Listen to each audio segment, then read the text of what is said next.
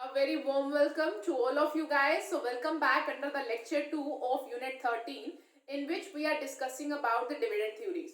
So in the previous lecture we have discussed about the first dividend theory, that was a Volter model, which is a relevant dividend theory. As we discuss about the relevant dividend theory, it means the theories which declare that yes, there is an optimum payout ratio is, and the dividend basically impacts the value of the firm. So we have discussed the Bolton model using the different type of firm, like growth firm is there, declining firm is there, and a normal firm is there. And for all the firms we have used a different kind of we have used this model to define that using a different payout ratio is going to have the impact on the value of the firm. So for the value of the firm, we have considered three firms: dividend, growth firm, and then for the normal firm, and then for the declining firm.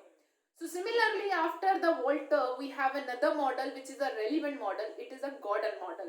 So the Gordon model also consider that whatever the dividend you are declaring, so dividend is relevant to the value of firm. So means the payout ratio that you are going to have, the dividend payout ratio that you are going to declare is going to have the impact on the valuation of this firm. So this is the same model just like a dividend Volter model, which is again declaring like a Volter and going to judge that yes, there is going to be the impact of dividend on the value of firm. So just like Volter, this model is also based on some assumptions. So let's discuss the assumptions of Gordon model. So if we discuss the assumption, the key assumption of the Gordon model are as follow. The firm is all equity firm. The first assumption of this model is all the firm is an equity firm, has no form of other, all equity firm. So means there is no other type of securities or the other type of sources are used to raise the capital in this firm. So there is no debt is there is only equity or there is a retained earning. There is no other source of external financing in the form of net debt, debentures, bond, or you guys can say the bank loans are available. Secondly, the second assumption on which this model is based, there is no outside financing. So no outside financing is there. So basically, if there is any kind of opportunities in the hand of the organization is, they can only finance that opportunity using the retained earning. They don't have any other kind of financing. So there is no outside financing and all the investment are financed exclusively by the retained earnings only. So this is the second assumption. Third is the IRR, that is the internal rate of return, are constant. So means whatever the internal rate of return at which the firm is working or earning, it is constant for the firm. It is not changing over a period of time. Along with that, cost of firm, the cost of capital, the K of the firm remains also same regardless of the change in the risk of the firm. So this is also constant. So it is also constant while the model is working on that firm. And the fifth one is the firm derives its earnings in perpetuality. So means the firm has a long life. So these are the 5 assumptions on the basis of which the Gordon model is also based on. First of all, the firm is all equity firm. There is no other capital structure. There is no mixed capital structure is there. There is all equity firm. So there is no debt capital that will be there. That will be in the capital of the firm, capital structure of the firm. No outsiding financing, no external financing is there. All the investments are financed only through the retained earning, constant rate of return, and the constant capital with the long life of you guys can say of the capital is there. So this is what we are going to see, the assumptions. We are going to discuss the assumptions which is related to the Gordon model. So please keeping this thing in your mind, the Gordon has made this model. So apart from it, there are other assumptions are related to there. The retention ratio once decided upon, it's constant. So means the next one is retention ratio.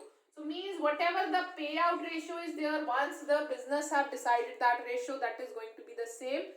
The growth rate of the firm is product of its retention rate, and the rate of return G is equal to B is a constant one. So means the growth rate of firm is product of its retention rate. So it is going to be the same one as per the retention is there. Next, a corporate tax does not exist. So there is no kind of existence of tax is there. So these are the 7 to 8 assumption on the basis of it the Gordon model has been based upon. So after these assumptions, which will again is going to be the one of the main point for the criticism, because in real world there is a taxation is there, different kind of capital structure is there. So now let's discuss the Gordon model, which is based on these assumptions. So he has derived up a model using the equation which is P is equal to E, that is our earning E1, 1 minus B divided by K minus BR. So this is what the Gordon model equation is. So the Gordon used the following formula to find out the price per share, where the P represents the price per share, the E1 basically you guys can say it represents the earnings per share. So this is the second point. Then we have B with us. So when we discuss about the B, this is retention ratio, whether it is a 0% retention, 100% retention, 25% retention, 70%, 20%, whatever the retention ratio that is followed by the firm. The K is our cost of capital, that you guys must be very much clear. Now we left with BR only. So first of all is 1 minus B. So obviously B is our retention ratio. So 1 minus B will be our payout ratio. So means if you are retaining 100%, your payout ratio will be 0%. If you are 0% retention, so your payout will be 100%. So this is what the 1 minus B means, that is your retention ratio. And then we have a BR. So G is equal to BR. Basically, this is our growth rate. So this is our growth rate, which is R is basically our rate of return. That is our internal rate of return. So our growth is basically very much related to the internal rate of return that the business is earning. So that's why the G is equal to B on but it is R, that is a growth rate, where the R is the internal rate of return. Keeping this mind, this formula or this equation, the Gordon has decided that Gordon has tried to determine that yes, there is an impact of the dividend on the value of the firm. Let's discuss the implication with the points according to the Gordon. So according to the Gordon, the implication of this formula has been discussed in this way. Let's discuss in the form of different kind of forms again. The first one that we have with us is when the R is less than the R is greater than the K. So this is again a growth form. So the prices per share increases as the dividend payout ratio decreases. So same thing, this is for the growth firms. So for this firm, the price of share will increase when the payout will decrease. So this is what we have already discussed in the Volta one. The Gordon is also considering the same thing. The second option that we have when the R is equal to K, or you guys can say, let's discuss first, when the R is less than the K. So this is the case of declining firm. So in this case, the share prices increases as the dividend payout ratio increases. So price of share will increase when the payout will increase. So with the increase in payout ratio means lesser retained earning, more dividend is declared, so the prices of share of that firm will be more. The third one is K, R is equal to K. So this is a price, this is a case where this is a case of a normal firm. Basically it's a case of a normal firm. So the price per share remain unchanged with the change in the payout ratio. So in the case of normal firm, the price of share does not change with the change in payout. So means not related to the payout. So these are the three cases similar like a Volter one we are going to discuss in the Gordon one. So it will be more clearer to us. So basically the Gordon viewpoint on the optimum dividend payout ratio can be summarized as follow, that the optimum payout ratio for a growth firm is going to be a 0. Same thing. So for the growth firm the optimum payout ratio is going to be 0. Then for the firm which is a normal firm, there is no optimum payout ratio, means they can follow any of the payout ratio, and for the declining firm the optimum payout ratio is 100%. So this is what the Gordon rule is related to. Thus the Gordon model conclusive about dividend policy is similar to the Volter model. This similarity is due to the similarity of assumption of the both the models. So that's why this is what the thing is related to, the Gordon model. So let's discuss the numerically that how the Gordon model works. So now let's discuss numerically that how the Gordon models really hold, whether the Gordon model is going to hold the truth about its equation and it's about its saying or not. So let's discuss it numerically.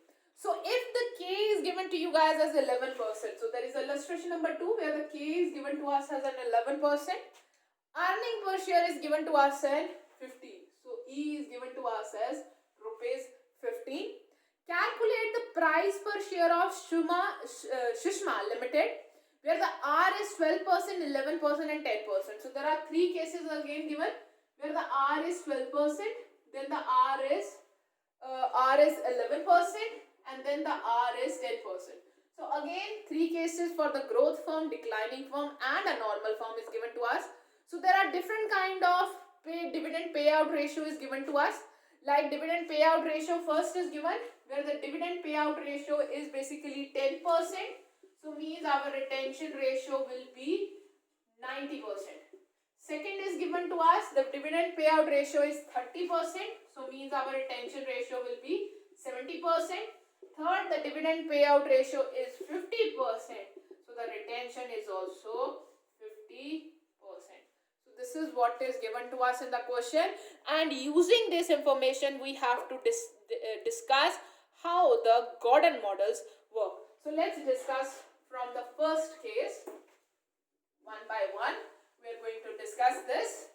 So first of all we are going to discuss for the 12%, then we are going to move to the 11% and then we are going to move to the 10%. So in the first case where the R is greater than the K, so this is a form of growth firm. So this we are talking about the growth firm. Using the Volter formula to determine the price of the share, that is basically is equal to E1 minus B K minus BR. So this is what it is given to us for the, this is what the Gordon's equation is. So we are going to use this formula to calculate the value of the firm. So first one, the first point which is given to us where the dividend payout is 0%, it was 10%, so means retention ratio is basically 90%. So using all these things we are going to fill up the things in this formula and then we are going to see what is the value of the things that we have with us. So P is equal to, earnings is basically in this case is 15, 1 minus B. So 1 minus B, the B is basically our earning or the retention that we are going to have or the dividend that we are going to declare. So in this case the 1 minus B is basically our retention ratio 0.190 divided by K minus BR. So our K is basically 11%, so 0.11 minus B and R. So B is basically our, again, that is our retention ratio, that is 0.90 into R. So R is our rate of return, that is 0.12. By using this formula, we have put it up the values into the Gordon's model, and from here we are going to calculate the price. So this is minus, so we are going to calculate the price of the firm when the retention, the dividend is 10% and the retention is 90%. So when you guys are going to calculate from 1 minus 0.90, this is going to be 10%, or you guys can calculate it like this or just put up 0.10 also over there, so the value will be same. So when you guys will calculate the P in this case, it is going to come as 750. So this is what the thing that is available with us. So means for a growth firm, if you have a 10% dividend payout ratio, then the value of the firm is 750. Similarly, if I change it out, let's see, let's move to the next one. When the dividend payout is 30%, so means our retention ratio is 70%. So this is what it is given to us in the question. So using the same formula, I am going to put the things into this formula and we are going to calculate the price of the share. So means that earnings is 15, 1 minus 0.70, our rate of our capital is 0.11 11%, so 0.11. So minus our B is in this case is 0.70 and R is our 0.12. So that I have filled it up in the formula, and when you guys will calculate it, it is going to come as 173. It comes as 173.03. So this is the value of our firm that comes and decreases because we are talking about the growth firm. So as you have increased your dividend payout, so you guys can see that it sharply impacted your value of the firm. So similarly, if I move to the third one where the dividend payout is 50% and the retention ratio is 50%. So means using the same formula, 15, 1 minus 0.50, 11 minus 0.50 into 0.12. So in this case, when you will calculate the P, market price of the firm, that is going to be 125. So you guys can say this is the market price that we have with us. So only in the case where because we are talking about the growth firm over here. So you guys can say, because here the R is greater than the K, so it is a growth firm. So when you keep on increasing, where here the dividend payout ratio is 10%, so your price comes as 750. Here your dividend payout ratio is 30%, so your price reduced, means you increase your dividend payout, you are retaining less and paying 30%. So your market price has drastically reduced from 750 to 173. And then similarly, for the third case, it further reduced. So for any of the firm which is basically a growth firm where the rate of return R is greater than the K, so for those firms, the optimum payout ratio is a 0:1. So they should not declare any kind of dividend, should retain. So that will be more beneficial for them. Now let's move to the normal case. So in the normal case, using all the things same. So now let's move to what? The K which is given to us is 11%. So now in the second case, the R is given to us as a 11%. The earnings that we have is 15. So using this same formula, we are going to put the things into these values and we are going to get the things with us. So let's discuss it. Using the same formula of Gordon and the three situations that we have with us. So first of all, in this normal case, so P will be as equal to, the dividend is, the earnings are 15%, 1 minus B, that is 0.90, and then we have the K. The K in this case is 0.11 minus our 0.90 into our R. So R in this case is also 0.11. So this is what it is given. So when you guys will calculate the value of the firm, it is going to be 136.66. So this comes in this case. So similarly, when I move to this one, so in this case 15 minus 1 minus 0.70, 0.11 minus 0.70 into 0.11. So this is the second case. For the third, it is 15 minus 1 minus 0.50, 0.11 minus 0.50 into 0.11. So when you guys calculate the value on the second and the third case, the value is going to be 136.66, 136.66. Because we are talking about the normal firm. So hence it is proven that in case of a normal firm, no matter whether you declare 30% dividend, 10% dividend, the 90% of dividend, because it's a normal firm where the K is equal to R, it is not going to impact the value of the firm. So the value of the firm remains very much same. So similarly, let's move to the next point where the R is less than the K. So this is the case of declining firm. So now we have moved to the third case. This is the case of declining firm. So rest of the things are going to be same. So this is going to be 90. Here I'm going to just make a difference of 10, 10 and 10. So this is the only thing that will be changing. Rest of the things are going to be same for the calculation purpose, and when we will calculate the value,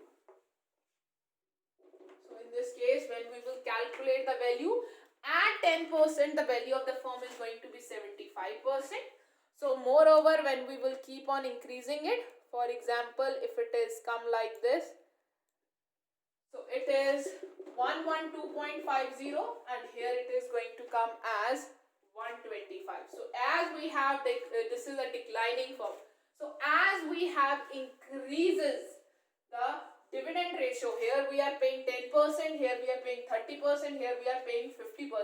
So as we are increasing our dividend payout, the value of the firm is increasing. So from the above, it is very much clear as per the Gordon model that there are three type of firms are there, that is a growth firm, normal firm and the declining firm. So when we have discussed about the growth firm, the moment you are increasing your dividend payout ratio, the value of firm is very adversely affected and is reduced. For a normal firm, you may use any kind of dividend payout ratio, it is not going to impact the value of the firm. And for the declining firm, we have made very much clear the moment you are increasing your dividend payout ratio, the value of the firm is also increasing. So this is a Volter model which is very much similar with the Gordon model, which is very much similar with the Volter model. So both of these model, whether you talk about a Gordon model or a Volter model, both of these model are very much similar in nature. They are relevant model, almost the assumptions are same and almost their criticism is also same. So means if I have to criticize a Gordon model again, there is not only a one type of funding is available, that is a only equity funding. So our organization or any of the business organization which is working in a real business environment have different kind of investment through different kind. They have a different mix of capital structure. So they have equity also, they have debt also. So none of the firm is all equity firm. External financing is available. So it's not like this. If the firm has any kind of an opportunities in their hand, they can only finance that opportunity using the retained earning. So there are different kind of external financing is also available. Apart from it, there is a different kind of taxes that is levied on the organization, or you guys can say in any of the, so in the real sense, the corporate taxes are also existing. Your rate of return also changes as per your investment and as per the fund that you raise from the outside, or you do the financing, that your cost of capital also changes because the risk perspective of the investor also changes. So these are the criticism that is related to the Gordon model, which is very much related to the Volter model also. So now we are done with the theories of dividend, which is relevant, and now we are going to move to the other part of the dividend theories that is based on the irrelevant. So as we have discussed earlier, that the relevant means that there is an optimum dividend policy exists. If you follow a particular optimum policy, depending upon the relationship of your rate of return and the cost of capital, you can determine what optimum policy of dividend you can have, which will impact the value of the firm, means which will increase the value of the firm. So according to that, you can have that dividend policy. Now the next theories are for the dividend are irrelevant theories. So irrelevant theory states, these are the theories which state that the dividend is not going to impact the value of the firm. No matter whether you are a declining firm, normal firm or a growth firm, your dividend, no matter you pay 0%, 10%, 100%, 100 or 50% of a dividend, your value will not be impacted. The value will be going to remain same. So this is what it is related to the irrelevant theories of the dividend policies, means that no matter what kind of dividend you declare, so dividend policy is not going to impact the value of the firm. This is as per the irrelevance theories are. So the first theory or the first model that we are going to do under is MM model, that is Modigliani and Miller model. So this is an irrelevance theory. So it is Modigliani and Miller model that we are going to discuss. So according to MM, the dividend policy of a firm is irrelevant as it does not affect the wealth of the shareholder. So means the dividend is nowhere related to the wealth of shareholders. Keep this thing in your mind. The model, which is based on certain assumptions, sidelines the importance of the dividend policy and its effect therefore on the prices of the firm. So this model is also based on the assumption, but it basically sidelines both the things, that the dividend has no importance on the share prices of the firm. So means dividend does not impact the share value of the firm. So according to the theory, the value of the firm depends solely on its earning power resulting from the investment policy and not influenced by the manner in which earnings are split between the dividend or the retained earning. So this model are based on this thing. So according to this theory, the value of the firm is basically related to the earnings of the firm, that how much a firm is earning. So means the value of the firm, it's a profitable firm, so means it's have a good value. If a firm is not earning anything, so means it's a bad firm. So basically how much dividend you are declaring, whether you are giving 100% as a dividend or you are keeping 100% as a retained earning, it is not going to impact the value of the firm. So this is what it is related to or discussed in the Miller or Modigliani Miller model. So now let's discuss the explanation. Let's discuss the explanation of MM model. So the MM is an irrelevant approach is based on the arbitrage argument. Arbitrage is the process of entering into such transactions simultaneously as exactly balance or completely offset each other. So this model is based on the arbitrage. Arbitrage means that if you are doing something, then correspondingly due to doing that thing, you have to do the another thing which offset the impact of the first thing. So they offset the impact of one and another thing. So this is what it is related to.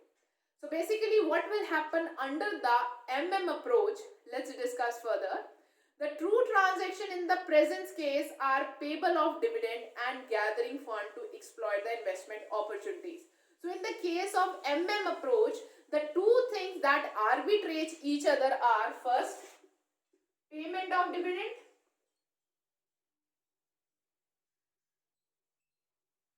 and the second thing which is going to arbitrage is the investment in project, or you guys can say firm decision to invest in the project, it has its alternative. So exploitation of investment opportunities or fund investment or gathering, basically it is gathering of funds for investment in a project. So these are the two things which is going to work in the Molter model opposite to each other so that the impact of the things will be null. Now basically what happened is that, for example, under the MM argument, it is argued basically that, for example, if the firm is paying 50% as a dividend, or what amount of dividend they are paying. So once they pay the dividend, okay, it lead to the increase in the firm's value. But similarly, if some kind of opportunities come in the market, they again have to raise some money to invest in that project. So means they have to gather the funds. So once they again gather the fund from the market, this will lead to the dilution of the or increase in the cost of capital or dilution of the control. So ultimately the impact will be nullified. So this is what the thing is related to the MM argumentation for the arbitrage. So arbitrage is basically, the MM approach is basically based on the arbitration process, which means the entering into such transactions simultaneously as exactly balance out the impact of each other. So they balance out each of the other and nullify the impact of each other. In case of the MM approach, the two transactions that we are going to enter which are going to nullify each other is basically the payment of dividend, one thing, and the gathering of the funds to exploit the investment opportunity. Suppose, let's discuss, suppose for example a firm decided to invest in a project. It has alternatives: pay out dividend and raise an equal amount of fund from the market. So he is saying, let's suppose if a firm want to invest in some kind of investment, so they have two opportunities in their hands. Either they can give as a dividend, and for the investment what they require, now they have to raise it from the market. Secondly, retained its entire earning to finance the investment project. The arbitrage process is involved where the firm decision to pay dividend and raise fund from the outside. So basically, in both of situation, it will be like the arbitrage will happen. If you will get the money, if you will give the money as a dividend, then you have to raise it from the outside. Then you require extra money, you have to raise it from the market. So this is going to affect or nullify the increase in the market shares that has been due to the payment of dividend. So it does not have any impact on the value of the firm. When a firm pays its earnings as a dividend, it will have to approach the market to procure the funds to meet the given investment program. For example, if a firm gives the earnings as a dividend, now if there is any kind of investment proposal that they have in their hand and they want to make an investment into it, now they have to procure the fund from the market. Acquisition of additional capital will dilute the share prices. So if they acquire a new capital, they will dilute the market prices and will result in dropping of the value of the share. So this is how the arbitrage happens. I hope so that now you guys are clear of.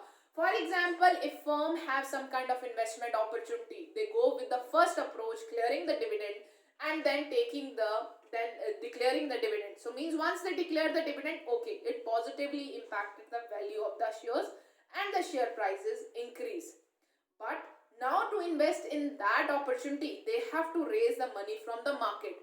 Once they acquire the additional from funds from the market, this will dilute the firm's share capital, which will reduce the share prices. So this means it's nullify the impact of the first transaction of the payment of dividend. So thus when the shareholders gain in cash dividend, they loses its decreased share value. So the market price before and after the payment of dividend would be identical, and hence the stockholder would be indifferent whether they get the dividend or the company retain the things as a retained earning. This suggests that the dividend declaration is irrelevant for the market price of the share, because there is an arbitrage effect. If a company declares the dividend, it might lead to the increase in the market price, but to make an investment in any kind of present or investment opportunity, they again have to raise the money from the market. Once the company then has to go to the market for the raising of the additional fund, when the additional fund will be raised, it will dilute the market prices or the market shareholdings of the shareholder, which will lead to the dropping in the prices of the share value. So this will lead to the again decrease in the market price of the share in the same way, up to same way where they were earlier present. So means the dividend declaration does not going to impact the value of the firm. The value of the firm is basically impacted by the earnings, not the payment of dividend. So this is what the approach is related to. I hope so that you guys are clear with the approach, that what is argumentation is. Our argumentation is based on arbitrage. So argument of irrelevance of the dividend remains unchanged whether external funds obtained by the mean of share capital or borrowings. So means they have to raise the capital, they even can raise the capital from the share capital or from the borrowing. So no matter if they go for the external sharing using the equity or using the borrowing, the impact is going to be same. If they go for the borrowing, then the risk will increase. If they go from the borrowings through shares, then the shareholders holding will dilute. So in both the cases, the impact will be share. This is for the fact the investors are indifferent between the debt and equity with respect to leverage, and the cost of debt is same as the real cost of equity. So this is what the things are related to. Finally, even under the conditions of uncertainty, the dividend decision will be of no relevance. Even if you talk about the conditions under the uncertain environment condition or the business environment, the declaration of the dividend will be of no relevance because of the operation of arbitrage. So as we know that the business environment is always uncertain. So even in the cases of uncertainty, the dividend decision is not going to impact the value of the firm. The market value of the share of two firms would be same if they identical with respect to the business risk, prospective future earnings and investment policy. This is because the rational behavior of investors would prefer more wealth to less wealth. So difference in the respect of current and future dividend policy cannot impact the value of the two firms. So this is what it is related to the model. I hope so that you guys are clear with the argumentation of the model. Now the next thing that we have to discuss under the model is the assumptions which are related to this model on the basis of which it works.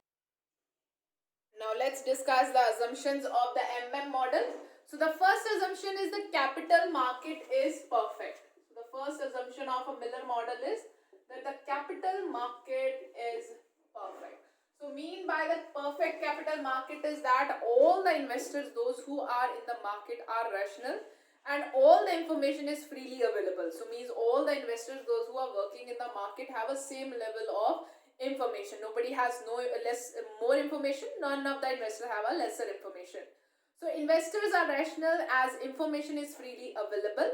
Transaction costs are nil. Securities are dividable, and no investor can influence the market price of the share. So this is what it is the first assumption that is based on which the model is based, that the capital market is basically perfect. All the investors are rational in the market. They are mainly basically working to maximize their wealth. All the investors have same you guys can say information.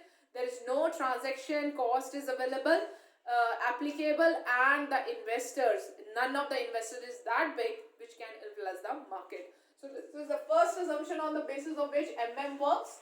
Second one is there are no taxes. So no taxes, no kind of corporate taxes that are going to exist in the market. So no difference between the tax rate on dividend and the capital gains. So there is no tax that is applicable on the dividend gains. The firm has a fixed investment policy. So the firm has a fixed investment policy that they are following. So this is the next assumption. So which will not change. So if the retained earnings are reinvested, they will not be any change in the risk of the firm. So the K will also remain the same. So basically the firm is going to follow a same kind of investment policy. If the retained earnings are getting invested in the same kind of investment policy, the K will also not change. That is, the cost of capital of the firm will remain the same and the K will not change. The fourth one is the flotation cost. Flotation cost, which is related to the issuing of securities, does not exist. So this is the fourth thing that is related to it. So the substance of argument may be as below. If the company retain the earnings instead of giving it out as a dividend, the shareholder enjoy the capital appreciation, which is equal to the earnings retained. If the company distributes the earnings by the way of dividend instead of retention, the shareholders enjoy the dividend, which is equal to the amount of which his capital would have been appreciated, which the company have chosen to retain the earning. So basically the model is based on these two basic statements, that if company retains the earnings instead of giving it out as a dividend, then the shareholders will enjoy the increase in capital appreciation. Why? Because the company will invest in those investment, they will earn through it, means they will increase in earnings of the firm, so means the market price will increase, so they will enjoy that. Apart from it, if the company distributes the earnings by the way of dividend, then instead of retention, the shareholders enjoy the dividend, which is equal to the amount of the capital they would have appreciated, which is equal to, if they have kept the earnings, they would have invested, they would have got the capital appreciation. So that is the same amount as there. So means no matter if the companies goes for the dividend or retain the earnings, the impact on the value of the shares will be same. Hence, the dividend division of the earnings between the dividends and retained earnings is irrelevant and from the point of view of our shareholders. So these are the basically criticism and the state on the basis of which the MM model works. So the next thing that we have in our hand is a criticism. So now let's discuss the criticism of the MM model. So the MM model of dividend irrelevance is based on some assumptions. Where these assumptions hold goods, the conclusion derived by them are logically consistent and appealing. But the assumption will not hold good in the real world. So basically he's saying that the MM model is again based on some of the assumptions that I have written it down already on the board.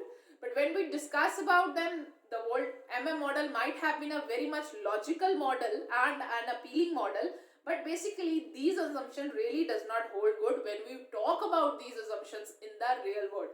So MM theory lack practical relevance. The following are the some of the limitations which is related to the MM model. First of all, there is a tax differences.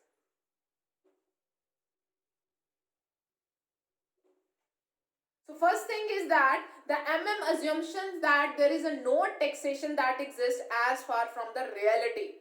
The dividend are not taxed whereas a tax is levied on the capital gain. So the shareholder may profit a dividend to capital gains. So this is what it is related to. So he said there is a no, he assumes that there is a no taxation is there, not on dividend, not on any kind of capital gain. So no corporate taxes are existing. So the corporate does not have to pay any kind of tax on the earnings that they are making. But in reality, there is an existence of corporate tax. So might be the dividend is not, tax is not existing on the dividend, but taxes are existing when you talk about the on the capital gain. So the shareholders might prefer dividend over the capital gain. Next is flotation cost. So we know that the flotation cost exists in the real world. So MM argue that the payment of dividend and rising external funds are equivalent. This is not true in practical due to the presence of a flotation cost. So MM assumes that how much you are paying, payment of dividend you are making, it is exactly equal to the amount you have to raise from the external fund. So will cost you the same. But basically that doesn't cost you the same in the real world. Why? Because there is an existence of the flotation cost. So a rupee of dividend cannot be replaced by the rupee of external fund. Why? Because at the payment of dividend they might not pay any kind of flotation cost, but when they have to raise the external fund, they might have to pay a, they might have to go for the payment of flotation cost. So it is advantageous to retain the earnings. So for organization it is more advantageous to retain the earnings because on the internal financing they might not have to pay any kind of flotation cost. So this is the thing. Next thing is transaction cost. In the absence of transaction cost, a rupee of capital value can be converted into a rupee of current income and vice versa. It implies that the dividends are not paid. The shareholder desiring current income can sell a part of their holdings without incurring transaction cost. Because of the presence of transaction cost, investor may prefer current dividend than the retained earning. So this is what the things are related to. So he assumes that there is no transaction cost, but there is an existence of transaction cost in the real market. If a dividend or a shareholder is in a need of a cash, he says that a holder can sell off the shares and can get the things converted into the cash. So might not be enjoyable for the dividend, but for him in a real world there is a transaction cost and shareholder might enjoy more dividend than the retained earning. Then is diversification. If a company that argue that the prices of the two firms which are exactly identical in all the respect expect with the dividend policy can be different, but this is not due to the bird in hand argument. So diversification, if the company retain the earnings, investors cannot diversify their portfolio as investors are willing to pay higher the value to the firm which pay more current dividend. So this is what the thing is related to. There is a diversification that exists in the organization, in the different organization. The one who is paying more dividend, the generally investor prefer to invest more in those companies. Then there is a existence of uncertainties that is very much true in the organization or in the current business environment. So the next thing that we have to discuss is the numerical application of the MM. The following is the information related to the two companies which is given to us. One is the acquiring company, which is an A, and the target company, which is T. So what we have given, we are given with the retained earnings. Earnings after the tax, EAT, is given of A and T. Number of share is given to us. Earnings per share is given.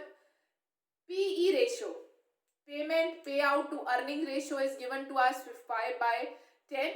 Market price share is given to us for 150 and 50 each.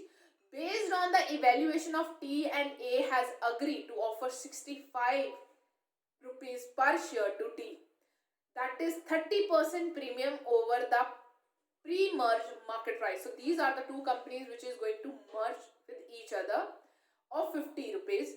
If the offer price is 65, the exchange ratio is determined as below. So we have to decide how the exchange will impact when the prices will change. So let's discuss this numerical. So things which is given to us is like this. For example, the ER is equal to, that is our exchange ratio, is basically to offer price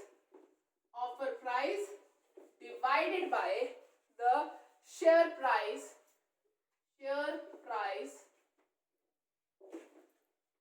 of the acquisition. So that is going to use for the acquiring. So he say if we offer the 65 rupees, then the share prices is 150. So means how much will be the price for 4 rupees shares. So that we have find out the earning, you guys can say exchange ratio, it will be like this. So the A will issue 0.33 share for every 1 share of the target company. So means if A is going to acquire the T, for 1 share of T, they have to issue 0.433 share. So the total number of shares to be issued in exchange of this thing is, that is the exchange ratio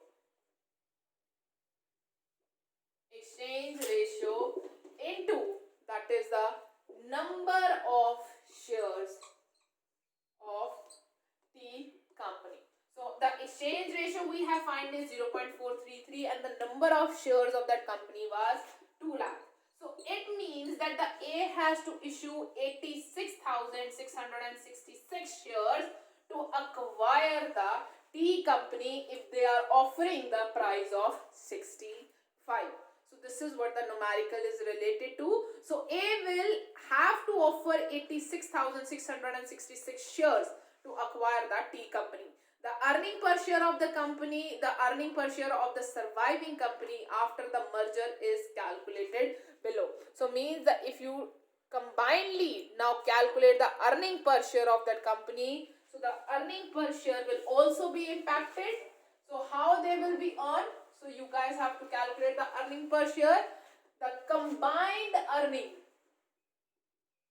So the combined earning of A plus T divided by the number of shares that they are going to have.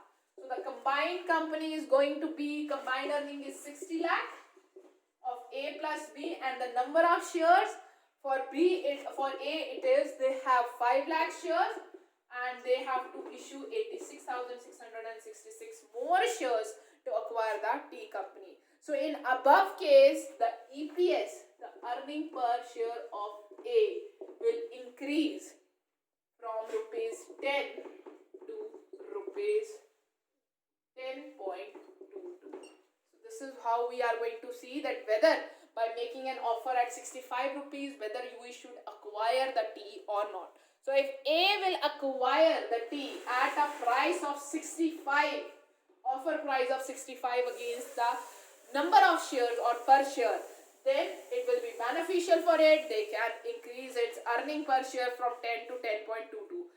Assuming, now let's assume the next part of it. Assume that the offer price of 65 is rejected by the company T. So now the A company has to offer 90 rupees per share to the target company. So now what will be the impact of it? So first of all, we have to calculate the exchange ratio. So again, calculate the exchange ratio. Let's calculate ER. So in this case, it is 90 divided by 150. So it is going to come as 0.60 shares. So this is what we have calculated. So 0.6 share must be issued by the A company for every share of a T company. So means the total number of shares that company A has to issue is 0.60 into, that is 2 lakh shares that they have, that will come as 1,20,000 shares they have issued. So the A company has to issue 1,20,000 shares to acquire the T company. So in this case, the earning per share, the EPS of the A company will be like this: 60 lakh, the combined earning, and now the number of shares that the company A is going to have 5 lakh plus 1,20,000. So when you will calculate, it is going to come as 9.67. So you guys can say from here the offer price 90 per share EPS is not efficient or not beneficial for a company. So this is basically the question related to that, how with the change in the number of share or with the change in the investment, the prices or the EPS of the company does fluctuate. So it is related to the investment. So the EPS of the A company will fall from 9.67 from to 9.67 from the 10. So I hope so that you guys are clear with the different kind of approaches that we have done. That is the Volter approach, that is a relevant approach, then the Gordon approach, that is very much similar with the Volter approach. Both of them are relevant theories. And then we have done MM model, that is a Moldegiani and Miller model, which is a irrelevant model, depend on the arbitrage. So with this, we are done with our dividend theories, and now the last thing that we have to discuss now is basically the different form of dividend that is available and the different form of dividend which is declared by the any organization. So let's discuss the forms of dividend. So next thing that we are going to discuss is the forms of dividend that is declared by the different organization. So dividend is the portion of earnings available to the equity shareholders that is equally per share bias, which is equally divided among the different kind of shareholders depending upon their shareholding, is distributed among the shareholders. The following discussion detail with a different form of dividend which is basically declared by the any organization. So let's discuss them one by one. So the first form of dividend we have is a cash dividend. So the first form of dividend that we have with us is a cash dividend. So generally, many companies pay dividend in the form of cash, that we are very much clear about. But payment of dividend in the form of cash require cash in bank or the cash in hand. In other words, there should not be any shortage of cash for the payment of dividend. Sufficient cash is available only when a company prepare a cash budget to estimate the required amount required for the period in which the budget is prepared. If the company finds any shortage of cash, it should make arrangement to borrow the fund, but it may be difficult to prepare a cash budget with the expected amount needed for the payment of dividend. So basically, the most common form of dividend that is declared by any of the organization is a cash dividend. For example, against every one share, a company is paying rupees 5 or rupees 2 as a dividend. So for the payment of a cash dividend, it is basically required that the firm should have a very sound cash basis. They should have a proper amount of cash in hand or the cash which is held at a bank. If a company does not want to suffer from any kind of a shortage of a cash because they are declaring the cash dividend, so they should prepare a proper estimation of a cash budget. So they should prepare a cash budget which should include the amount of dividend they are going to declare in that year. So for that, they have to decide that in that year we require this much amount of dividend, or this will be our cash budget considering all the payments and the receipt that they are going to make in that period. And according to that, they have to determine that if they require any additional fund or they don't have a sufficient cash, so they have to make a plan from where now they are going to borrow the fund to meet the requirement to pay the cash dividend. So, but it may be sometimes difficult also to prepare the cash budget or to meet the payment of dividend because the future is always uncertain.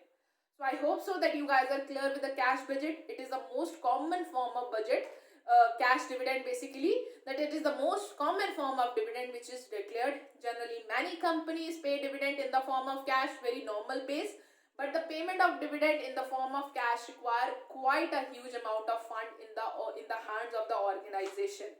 There should not be any shortage of cash, otherwise the company will suffer. So sufficient cash is only available when a company prepares the proper cash budgets, cash masters, and then they maintain a proper flow of cash inflows and cash outflows. So for the future payment of dividend, they have to prepare the cash budget right now so that they can figure it out whether they will have the sufficient amount of money in their hand to pay it or not. Otherwise, they can go for or approach for the different kind of dividend that they can declare. So now the next thing that we have after the cash dividend, the second type of dividend that a company may declare is a scrip dividend. That is a second form of dividend, that is a scrip dividend. So in this form of dividend, the equity shareholder are issued transferable promissory note for a shorter maturity period that may or may not be interest bearing. So basically in the form of scrip dividend, the dividend is paid in the form of promissory notes, which may be bearing any kind of interest bearing in that or not. So the equity shareholders are issued transferable promissory notes. So they are not issued the cash, they are given the transferable promissory note. It is a simple payment of dividend in the form of a promissory note. So it's very simple that in spite of giving a cash, a company is giving them the promissory note which is transferable. So payment of dividend is not for take place only when the firm is suffering from the shortage of cash or weak liquidity position. So basically this type of dividend can be paid by the firm. This form of dividend payment can be taken by the firm when they suffer from a shortage of cash or they have a weak liquidity, and right now they can't afford to declare the dividend in cash or pay out a huge amount of cash to the shareholders. So the payment of dividend in the form of cash is justifiable only when the company has earned profit and it will take some time to convert the current asset into cash. So basically this type of dividend is paid when the company has earned profit. So it doesn't mean the company is not earning profit. So company has earned profit, but basically it's going to take some time to convert those current assets or convert those profit.